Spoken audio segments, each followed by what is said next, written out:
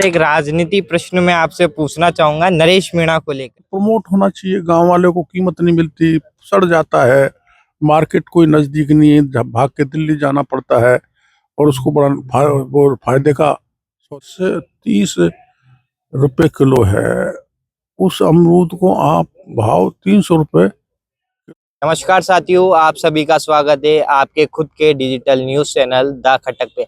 आज हमारे साथ एक कृषि मंत्री डॉक्टर किरोड़ी लाल मीणा, जो कि 263 पेशवाई माधोपुर के स्थापना दिवस पे जो है अमरूद महोत्सव मनाया गया। चलिए हम उनसे कुछ खास बातचीत करते हैं। सर, जो ये महोत्सव है इसका क्या उद्देश्य है? मुख्य महोत्सव का मुख्य उद्देश्य ये है कि हमारे यहाँ सबसे ज्यादा अमरूद होता है बड़े पैमाने पर, जो सर्वोत्तम क्वालिटी का है देश में।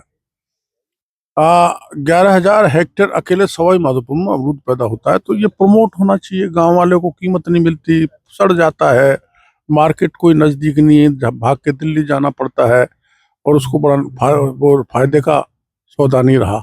इसलिए इसके प्रोडक्ट बाई प्रोडक्ट कैसे बन सकते हैं उसकी जानकारी मिले। जो आपने स्टॉलों में देखा, हर प्रकार की चीज़ वहाँ, हलवा भी था, बर्फी भी थी, जूस भी था, कैंडी भी थी, पापड़ भी थे। तो उस हिसाब से किसान को जानकारी लगे और वो प्रोसेसिंग यूनिट की तरफ बढ़े और अपना 10 गुना 12 गुना जो भी हो सकता है वो लाभ उठाए, किसान आर्थिक दृष्टि से मजबूत हो। यही एक दृष्टिकोण। और अगर अमरूद की खेती की बात करें तो आपके क्या विचार है सवाई माधोपुर को लेके? अगले 10 बढ़ने साल चाहिए, घटने नहीं चाहिए। और घटने का कारण कुछ बीच में एक ऐसा बीमारी हो गई थी, नेमाटोड्स जड़ों में लग जाता है, उसके कारण किसान की फसल बर्बाद हो जाती है। फिर कुछ मौसम बदले, अब 2 बार से बरसात ज्यादा हुई तो किसानों की ये फसल पर थोड़ा विपरीत प्रभाव पड़ा। तो मौसम परिवर्तन का ध्यान रखते हुए किसानों को सलाह दी जाए और जो बीमारी आ जाती है उसके उपाय भी हमको सोचने पड़ेंगे। देखिए, आज हमने किसानों से बातचीत करी तो किसान एक मुद्दा था वो उठा रहे थे एमएसपी को लेके। इस पे कोई एमएसपी नहीं होती। इस पे यही किया जा सकता है जो मैंने आपको कहा, जो अमरूद 30 रुपए किलो है, उस अमरूद को आप भाव 300 रुपए किलो ले सकते हैं। जूस बना के, बर्फी बना के, कैंडी बना के, इसके प्रोडक्ट उनको छोटी मशीनें प्रोसेसिंग दी जाए, ले कोई व्यवस्था हम करेंगे, वही है।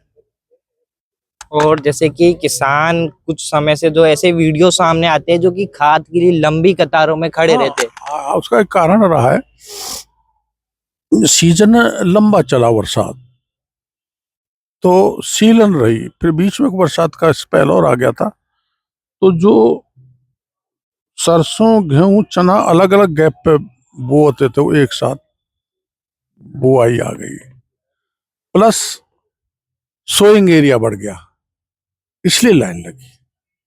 तो पहले की दृष्टि तुलना में ज्यादा हमको खाद की जरूरत पड़ी थी। पर ऐसी स्थिति नहीं बनी कि कहीं लाठीचार्ज हो जाए, कहीं धक्का मुक्की हो जाए। स्वाभाविक है, जब अचानक खाद आता है तो लोगों को भीड़ तो बढ़ती है। सर, एक राजनीति प्रश्न में आपसे पूछना चाहूंगा नरेश मीणा को लेकर कि कुछ लोग कह रहे थे कि अंतः उपचुनाव में जो आप है वहां पर गए नहीं जमीनी स्तर पे। नहीं, पार्टी ने हमारी जिम्मेदारी नहीं लगाई थी, ड्यूटी नहीं लगाई थी। वो उनके कारण नहीं, पार्टी ने जिम्मेदारी दी होती तो हम जाते। हम पार्टी की विचारधारा के साथ हैं, जाति के साथ नहीं।